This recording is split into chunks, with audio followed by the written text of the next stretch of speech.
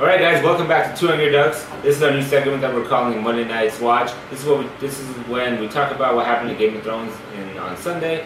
We talk about what's happening through the show and also some of our theories.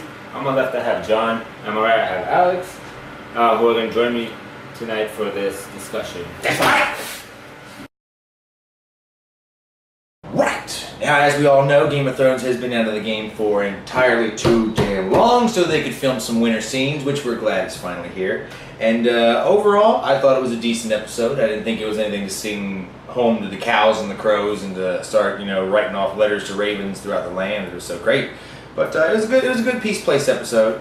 What did you guys think before we get into it? I disagree. Go on. For starters, original episode ones, previously for Game of Thrones, have been a lot slower. And here they're really moving like the puzzle pieces, and it's actually going a lot faster now. So I mean, come on, you already got, it's starting off with Arya fucking killing, everybody in the Riverlands. Oh, dude, her going tyrant on everybody, murdering everybody was great. What other Game of Thrones premiere started off like that? Come on, within the first minute you're already damn. What about episode 1? The White Walkers are strolling up, "'Tis your friend!" But you're right, because I think you're right, because you're working within the pretense of only 7 episodes. So you gotta put that hammer down. And I didn't come in with any grandiose ideas that it was going to be something new and mind-blowing. I mean, the Arya thing was pretty intense. I didn't really see that coming. I figured she was done with Frey, but I was wrong there. I thought it was great except for the whole part about Sam cleaning up shit for 20 minutes. We did not need that in the premiere. I feel like they wasted 20 minutes. Something that I've been waiting for. I did not wait fucking over here to see somebody clean shit for 20 minutes. And then for him to eat shit for another 5, and then to clean shit for another 20. That's what it was. I mean, I feel like it's still a normal season 1 episode, right? Or episode 1 with them starting everything up again. So, yeah. I mean, that hasn't changed. It's just they escalated faster because, like you said, there's only seven episodes in the season. So that's to be expected. But I was hoping something else would happen. The opening scene was intense, but it kind of died down after that. Yeah. To be honest. Although, everyone, if you look back to our old video, one of our predictions did come entirely true. In the closing minutes of the second scene, you see the Night King leading this big badass army out, and who is riding that motherfucking army? That's right, that big blue eye that you saw in the trailer, you, on the couch, in your underwear, eating Doritos, getting cheese dust all over your face, trying to knock it off because you know I'm talking to you. That's right, Greg, I'm talking to you. You saw it, I saw it, they saw it. I was very vindicated to see ice giants walking around as part of the army of the dead. Thoughts? All with it. I mean, I want to see them break down the wall. Just coming at the end of season 7. You already know. They foreshadowed it too many times. Well, obviously the wall's going to have to go down because, we got 7 more episodes next season, so they have to escalate it quickly, but we'll see how... I'm excited for next episode to see how fast everything's going to, go, so... And Bran's crossed the wall. Yes. So that mark on his hand pretty much means that they're clear to go. Yeah. So do you subscribe to the theory that mark's going to be the downfall of the wall, or do you think it's going to be one of the other crazy toys from the books? My theory actually comes from the treaty theory. Between the Starks, which is the leaders of the North, or Guardians of the North, whatever you call it. Then you have the Children of the First Men? Children of the First Men. And then you have the White Walkers. And the theory dates back to them pretty much making a treaty where they can all coincide together and have their own little regions.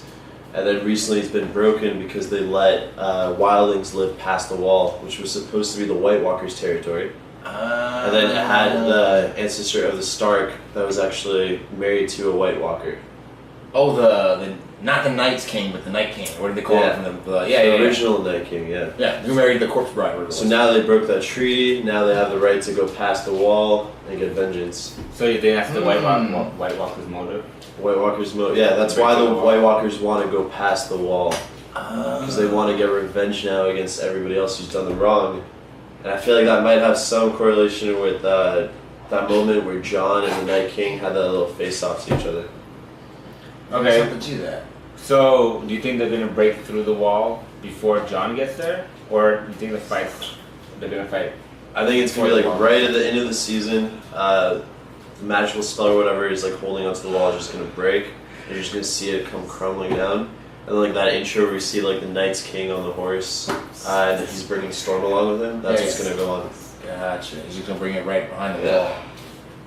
And to kind of piggyback on what you asked there, Oleg, I think it'd be more intense is because based on the trailers and what we've seen from footage, we know Jon Snow is going to be taking what looks like a band of gentlemen up into the frozen north to fight the walkers or find the children, depending on who you believe or what theory you subscribe to. But I think that it's going to be a powerful emotional moment if the wall breaks while he's up there. Something bad happens. He loses all his companions. I don't know what. Like I said, anything can happen up there. And on the way back home, he sees a wall shattered, and the army of the dead has run through it with no corpses because they're all the army of the dead still walking towards all the people living south in Westeros. So that's a good. That's damn. That's well, deep. I don't think the wall would break just because if you looked at this episode, they were always pointing out to some narrow pathway somewhere at the end of the wall. Yeah. Like when he saw it, when the Hound saw in the fire, he saw them walking at the end of the wall. They're not gonna go straight through where the Night watches right now, right? So I don't think the wall's gonna go down and then kind of like sneak in. You think it's going to be East Watch by the Steeds? Yeah, because remember when they're at this. Where's the book? Hardhome, right? So remember how the old guy told what's his name? Which old guy? That was cleaning shit. Cleaning shit? The guy who's trying to be a maester. Oh, Sam. Remember he questioned the dude when they were doing the autopsy of the guy. Yeah. About him getting access to the forbidden part of to read the books, right? Oh, you erased it? Yeah. So remember how you said the wall is always standing and it always will stand no matter what happens? Oh yeah, you know it's coming down. So it's not coming down. What? That's why they're gonna sneak through the end. The edge. Look at the vision at the end. No, it makes sense. You're right. I think they are gonna have to go through East Watch by the Sea because that's what they keep seeing. Unless this is some kind of crazy double play with the Night King because he has some kind of psychic power thing. Maybe he's tricking them into thinking, or maybe he's fooling the visions thinking they're there. But I think you're right because Hardhome is the closest to that castle. You don't have to go through the entire wall because I'm sure the wall gets smaller as you get to the sea because you're not gonna have a fucking salt kills ice, so you're not gonna have one running through salt water. It's just not gonna happen. So. Yeah, I think that's highly likely for what's going to happen. Yeah, I don't think, so my theory is the wall's not going down. There's going to sneak past it, and then there's going to be a fight. But to the point on that, I think that it will come down because Game of Thrones is a show that when they specifically say something, they do the exact opposite. Like what was it there? There haven't been dragons in this world for 3,000 years. Boom, you got dragons. Like, we haven't had a king in the north since They're king in the north. It's like literally every time they say they're not going to do something, it turns right back around and they smack you in the face with a pick on them. So but I think I subscribe to your theory. I mean, for that vision, I feel like, we'll see what happens. I don't know. It's just like a little sneak peek. No, you're right. I think Oleg's got it on the vision. I think like he's correct. That's going to be what it boils down to there. But what else happened?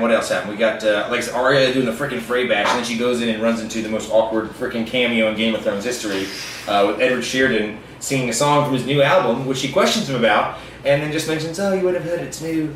So she's in the Riverlands. What do you guys think about Arya meeting up with Nymeria? I think it's going to happen. I think we're all dying for it to happen. I think they've been killing direwolves up until this point to get the audience's nipples hard for this moment.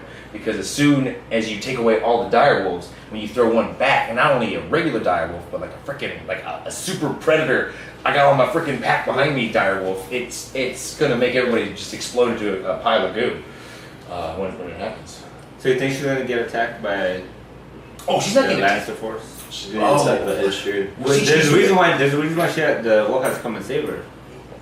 But you're right, and that's actually what I want to talk to you guys about. What do you guys think of the Ed Sheeran thing here? Because it seems like with this scene they played, it seemed like they were taking a chance to show not all Lannisters are good bad guys. Yes, Sheeran. Ed Sheeran. Thank you, Ed Sheeran. I don't even like the guy. It's just Yes. I'm not a fan either. Well, I mean, I'm sure you're good guys. Don't follow your music. But yes, thank you, Ed Sheeran. I knew I was getting that wrong. God dang it, stupid D's. All right, but yes, with Ed Sheeran, I think with Ed Sheeran and these Lannister soldiers, Ed Sheeran fucked it up. And these Lannister soldiers are showing that the Lannisters do have a good side to them because you have the one guy who's kind of cross-eyed and he's like, "My mom always said be nice to strangers because they'll be nice to you," and like you're thinking it's like, oh. It's like almost like every time she wants to kill him, she comes in, she's scoping the place out, she's checking the swords, making sure there's no arms anywhere, and they're just too damn nice. And one of them's a good singer. So, what's Maisie Williams to do? That leads you to the question: do you think they're going to continue the night streak, or do you think these guys are going to do the Game of Thrones thing, lead you in for 2 episodes, and then betray them in the 3rd? Game of Thrones thing. They're all gonna try to get their way and like rape her. Oh, And then she's gonna fight back. She's gonna kill Ed Sheeran first. Yes. His cameo is done. Yes. Keep And going. then Nymeria is gonna come out of nowhere and just save her with a wolf pack. I like it. I like it. What do you think, Oleg? It makes sense. I agree with that. So hot in I don't know. He's an Ed Well- Sheeran fanboy. No. So you can't see Ed Do you Sheeran like- doing wrong, raping No, girls. let Do you like fucking Sheeran? let Ed Sheeran fucking die. I don't care. It's just like the motive. I guess. I mean, you guys talking about the Game of Thrones thing where they're all nice and then all of a sudden they turn back. But I don't feel like because they were talking about how they wanted to leave King's Landing, and when they were talking to the campfire. Oh yeah, because like I want to see King's Landing going on. yeah, like they didn't want to be there. Well, no, they did. Remember, they wanted to get there, and then as soon as they got there, like this place sucks, and they turned around. Yeah, I guess. I mean, I feel like it's just insignificant. I think they just had to throw her in there just to like be there. Yeah. So we know where she is. That's pretty much what it is. That's kind of what I'm thinking. I don't think she's- I don't think that cameo and the whole thing that happened is gonna be relevant to anything. I'm kind of subscribed to that theory because I feel like with Ed Sheridan being a guest star, you don't want to overplay Yeah. that hand, or you don't want like because you wouldn't show up as a guest star if you're going to get stabbed in the throat by Arya on Game of Thrones. I mean, maybe you would if you're like a Walking Dead fan, but I mean, why not? And the audience says, yes, you would, anything. It'd be cool. It would be cool, but I don't know how his fan base would react to get my new album. They would. Who would care? All right. So do you think Arya is gonna meet up with Jon Snow before she gets to King's Landing? No. Before she gets to King's Landing, no, she's not going to. The reason she's not going to is because Arya's entire story in this universe is she is one step ahead of death the entire time. It comes to her dancing instructor, kills him potentially. I got a theory on that, but kills him. Bam. Her father killed. Freaking the group she's going to the wall with killed. The guy who's there protecting her to get him the black thing. The Knights of the Watch, the Night Watch. The guy who's taking the Night Watch gets killed. She goes to find her brother and her mother at the Red Wedding, being taken there by the Hound. They get killed. She goes to get taken to her aunt, Liza Tully. She gets killed. And then she's hanging out with the Hound and hangs out with Brienne and Tarth, runs into them. Brienne kills the Hound. She's on her own again. Goes to the freaking House of the Black and White. Doesn't get killed for a while. You don't see death for like 3 or 4 episodes. But then because she refuses to kill, she has to kill somebody else, and then that person's going to kill her. She doesn't kill her, and then by killing that person, she relieves herself from this career of killing and goes back to Game of Thrones over here. So I think it's pretty obvious. I've forgotten what the fuck I was originally talking about here. Is Arya gonna meet up with Jon Snow? No. Okay. So what happened next?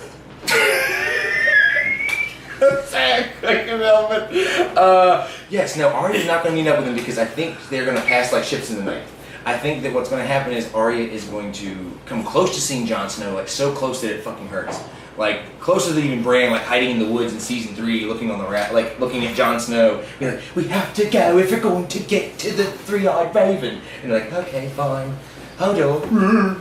Okay. Will she meet up with the Hound? No, No. I want to say yes, but I don't. So she's gonna be all on her own, going straight to King's Landing to kill Cersei. They're gonna purposely tease the whole reunion between her and John, so it's like the most meaningful one. Yeah, I exactly. mean, they've been teasing it with like Bran, north of the Wall. They will meet again. Don't get Brand's me gonna wrong. meet with John though. Call that. I think they're all going to meet up. I think Yeah, all the they're stars are gonna going to all meet up again, but not before, like you said, before she gets to King's Landing. She's going to do all her stuff, get her list done, and then she's going to try to get her life as Arya Stark back. Because right now, this girl has a mission. She has a purpose. Since she watched her father get beheaded, she's just been on a fucking roller coaster for the past 5 years in this crazy back-asswards world, and that is a determination and spunk that you can't really rival in Game of Thrones. And she has a freaking direwolf friend that's just on, not speed dial yet, but we've seen the previous episode too. Yeah, it's going to be there. So I think everyone's going to get reunited, but there's still more trials and tribulations before that happens. In that regard. But like mentioning about Jon Snow and Sansa, how long do you think Jon Snow is going to put up with this whole Littlefinger bullshit up there in the north? Littlefinger will die by the end of the season. Littlefinger death by the end And of the I'm season? calling it that Brienne is gonna kill him. She's guarding Sansa. Ooh. Littlefinger's gonna step a little bit too far. Mm-hmm. He's done. He does like to step. Actually, I watched him. I think if he dies this season, I think Jon Snow will do it because I think he's gonna catch on that he's controlling Sansa kind of. I think he already has. I think he sees it already. He Right, called it out. And like and her rebellion when they were talking at the feast, I'm pretty sure he's gonna put two and two together, and then it's gonna be like stop, fucking with my family and shit. You know what I mean? Your shadows never Like, go nobody. away too long. Exactly. There. So if he dies, Jon Snow might kill him. Not Bran. He's definitely Not done. Brienne. He's done. See, I think he's gonna die too. I think because he is the one who theoretically started this whole Game of Thrones series anyway, because he's the one that slept with Liza Tully and got her to poison Jon Arryn, which led him to being called for the hand of the king from Ned. I want to see him last out the season, but I have a really long theory on what that'll be, and I don't think we have time for it now. Needless to say, I think it'll be a very satisfying death if done right, and it'll be done right before he grabs the Iron Throne. So, We'll get to it at we'll come back with that with a more in-depth theory. We kind of want to keep track on what's happening in this episode. I got a whole notebook. We don't want to get lost. We got a whole notebook here, so we're going to keep on pace. So, another big thing that happened here, the Brothers of the... You're still filming, right? Mm-hmm. Alright. Another big thing that happened, we saw where the Brotherhood of Banners are going. They're hanging around the Riverlands, kind of in the area Arya's at right now. And you see them return to the home of a farmer and his daughter that the Hound and Arya screwed up. Well, the Hound screwed over when him and Arya stayed there for a night. He took all the farmer's money, left him with no money before winter, and the farmer ends up stabbing himself and his daughter in their bedroom to prevent them from starving to death. At which point the Hound, being a new remorseful person coming back to life, he takes the time to bury them with the priest there, helps him out, kind of like gets to know him a little bit more. So you can tell there's some good bonding moments going on there. What'd you guys think of that whole scene? Do you think it was a good redemptive arc for Hound's character, or what do you think? I think that's what finally gave him his way into seeing into the fire, because this whole entire time he's trying to figure out what his purpose is and what he's doing. And so now that he's actually changed a new leaf, he's coming back, he feels remorseful. That's what's finally sort of, he's able now to actually see like what's actually going on and what his purpose is. Right. And what's going on. It's not bad. Yeah. But the question is, do you think he's going to believe that what he saw in the flames? I think you have to, because see, and that was probably my least favorite. I don't know about you guys. Him looking in the fire and saying what he was seeing was probably my least favorite part of the episode. It just seemed like he was like potatoes, potatoes, potatoes. Don't get me wrong, he's a great actor. I liked what he did when he came into the room and saw, oh, I killed those people in the corner, or I'm the reason they're dead, mainly. But yeah, I wasn't buying from him. Yeah, I do believe that he saw what he saw, mainly because he's been afraid of fire this entire time. So the fact that he even got him to come that close and look at it, I think is it's a spiritual door open for him, which is really fascinating you bring up that point, because that does allow him to access that, especially because that incident as a child where his brother held his face in the fire and scarred him, that moment itself would keep him blocked off from his voice of purpose for so long, which is really a really fascinating point to bring up there. And then of course that went on as was. Now, but let's get to the real heart of this, the real reason we've all been talking about this from beginning to day one. We finally have Daenerys Targaryen, Mother of Dragons, Stormborn, Breaker of Chains, Nisha. That's like 7 other lines. And 7 other titles Titles, we can go into. Others. Finally at Dragonstone. Yeah, finally at Dragonstone. Thank God. What'd you think about that? I mean, have you guys noticed that Daenerys always shows up like at the end of every episode? Yeah. Or like maybe in the beginning for like a little bit. Yeah. I feel like they're. So you think that's because the dragons are too expensive to show, or like what's going on? Because I kind of want to see more of her. Look, she hasn't really done shit. She's building up her army. She finally got Dragonstone, but she still hasn't done shit. Like, everyone's fighting. Everyone's dead. It's like fucking. It's like everyone's gonna wipe everything out before she gets to actually start the fight, and then there's really nothing else to fight except the White Walkers. Yeah. So I really feel like that is essentially how it's boiling down, which is going to be the great irony of this. Is she built up this huge army. I think they're going to have 1 or 2 clashes with Cersei's forces. There's going to be some bloodshed to keep the fans happy. But ultimately, I think that's what's the great irony here is that this army's been building up and building up and building up until splat on the windshield with this freaking ice force. But she really is the only one prepared to fight it because she's got these freaking dragons with her now. well, here the thing is like, okay, so look, how I don't see how it's gonna work. So if Arya's gonna go to kill Cersei, right? If she kills Cersei, Daenerys has no reason. I mean, she'll get to the throne, but she has no one to fight. Right. When she gets to the throne. So I don't think she's gonna go there. I think she's gonna end up with Jon fighting the White Walkers. Oh, you think Arya will? And No, because if Arya is gonna kill Oh, you think Daenerys Cersei, is gonna go up there? Daenerys is gonna go with Jon. Well, that's Because because what's the point of her going there? She's gonna go there and nothing's gonna happen. Well, That's where one of the dragons died. in the When she goes up with John. Exactly. John. Well, that's So my hearsay. theory, Hearsay. she's only gonna have one dragon left. One is gonna die. He's gonna be part of the White Walker force, Ooh. and the other one, Bran's gonna control. Okay. So Yeah. snoop it. He's gonna like mind fucking ninja that shit. Okay. One, Daenerys is gonna keep. The other is gonna go to the White Walker. And the third one, it's gonna be Tyrion riding. Need So we you? all want to see Tyrion on a I mean, dragon. I guess. Doing the Falcor thing. Yeah, right. The evil dictator. But does Daenerys even know that the White Walkers are coming? No, she doesn't right So now. she's completely oblivious to what the fuck's going on. It's episode 2. Although they have a similar. What's funny about this is if you look at the book history they write for Game of Thrones stuff, the myth of the White Walkers coming out of the north and enveloping the land is very similar to the one they have in Essos, where if you go east, there's a desert, and beyond that there's the cannibal sands and shit like that. So you have like this own zombie force, or some people that are eating humans out there beyond their version of the White North. It's the Red Waste, and so there's some cyclical force that's going to come all the way around, which I think. It'd be interesting to see if that they bring that up at all, like because since Dany did come from Essos and she still has a part of that with her, I guess.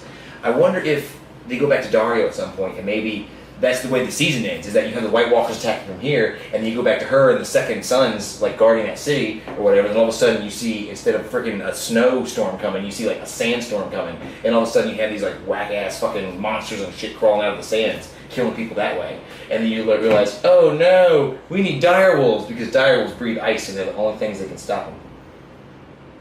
Which is part of John's fan fiction. Check it out this fall. Alright, so alright, so That's plug. Thank you. so Daenerys shows up at Dragonstone. Yes. So what do you guys think about that whole like her exploring Her new home? home? I understood it. I didn't care to see it.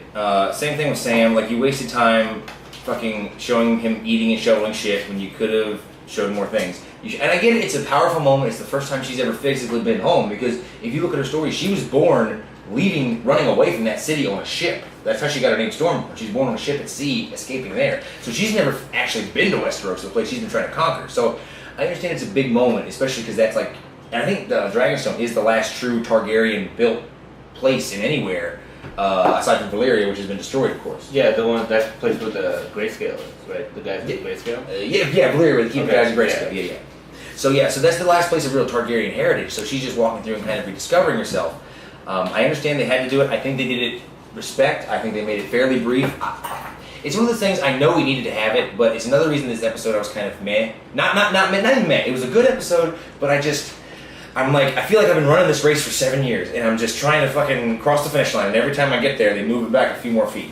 And so I feel like this got moved back a few more inches, not a few feet, but just, we're getting there, but I'm getting a little impatient. A few more inches. Season 8 is going to be in 2019. I don't need to hear your facts right now, Alex. I'm aware that they're talking. Well, that's not for sure. But they're yet, also though. going to be an That's hour not and for sure. 30 minutes each, and that's confirmed. Is that wasn't confirmed I'm officially? pretty sure that's confirmed. It's going to be an Okay. hour and 30, so you're going to get to see Every Sam episode. cleaning shit for 40 minutes every episode. Well, that was the other thing about this episode. If you looked at it, I was joking with Taylor when I watched it, because I was watching the breakdowns. Because I was like, you look at it on HBO and you're like, 68 minutes, this is bullshit. And then of course, 58 minutes is the TV thing, because you have the opening and the closing. But then you look at the other shit they're doing. Like, there's 5 minutes of Sam shoveling shit. There's 3, 4, 5 minutes of her going through Dragonstone. They're burying corpses for another 2 or 3, like really just like the cameras in the distance, you just see them shoveling in silence, in fucking silence. So you see what happened? I feel like what happened is because they're already past the books, they have like no kind of Yeah. guideline, an official guideline. Where So,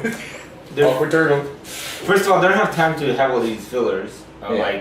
of these little comedic moments that they're trying to be funny with when Game of Thrones was never like that. Yeah. I mean, Tyrion threw in one joke, you know. He smacked the fuck out of Joffrey. That Yeah. was great. You gotta appreciate that you're on Like he Yeah. threw, he Oh threw in- god, yeah. But like, I heard that I feel like there was too many jokes in this episode. Yeah. A And little, they're little bit too much. And they don't fancy. have time for this. They Yeah. can't. Alright, one And- last. yeah. So that's why I think that's the thing about the setup episode. They didn't want to really go into detail. And I think episode 2 is when things actually gonna start kicking off. Oh, yeah. Like hardcore, they're gonna kick in high gear. It's gonna go. I think so. All right, one last. Did that cut? Yeah. Okay. Oh, that threw me off. Okay. Now, one last thing I wanted to go, just kind of a fun thing to kind of end on here. Based on what you mentioned there, like, what are your guys' favorite jokes or bits that Tyrion's done on the show so far? Because he's had some good ones. You're right. I know which one I want to say, but I want to hear from you guys. What do you guys think the best ones are? Your favorites? I forgot Yeah, the one. I forgot them all. You forgot them I all. forgot them all. I remember the one where they were all talking at the when they were all talking and they tried to get everyone to loosen up. Oh yeah, they're all like in the, I forgot those in the temple. jokes. In the Yes. temple, yeah. Yeah. I walked into the brothel with a jackass and a honeycomb, and also the ship started attacking them all. What was yours, Alex? I don't have any. Oh, I had two. One is a YouTube clip, so it's kind of a cheat, but it's basically him smacking Joffrey across the face several times on repeat, and just when he stops to interject, he smacks him like 5 times and quits it. It's the way it's edited. It's 30 seconds. It's brilliant. But him just smacking Joffrey is great. But my favorite joke is when he pulls the over/under when he becomes part of the King's Council, and he tells each person in the council a different story of like where he wants to marry Marcella off to, so that way he knows who's lying to him when he gets leaked to Cersei. And he corners Pycelle after he finds out it's him, and he basically catches him in the middle of being with a prostitute, has these 2 big guys throw him down on the bed, like put him in the corner. He goes, Pycelle, it was you. You're the only one I told this information to. I told Baelish she was going here, I told Varys she was going here, and I told you, and only you, she was going here. Now Cersei knows she's going there, so you are the liar. Remove his manhood. He's going, what? And feed it to the goats. And then he goes, we don't have any goats. Well, make do. Like that line and the way he said it, just find something to eat this man's severed genitals. Just, I died laughing. I couldn't help it. It was phenomenal. But that's my personal favorite there. All right, guys. Well, this has been it for Monday Night's Watch. We'd like to hear your comments and your theories. We might talk about and read some of your comments on the next episode that we do. Please do. Next week. So if you guys want to share some of your theories, we'll look forward to it and we'll respond to it. So if you guys like the video, comment, like, subscribe, follow the channel, and we'll see you next week.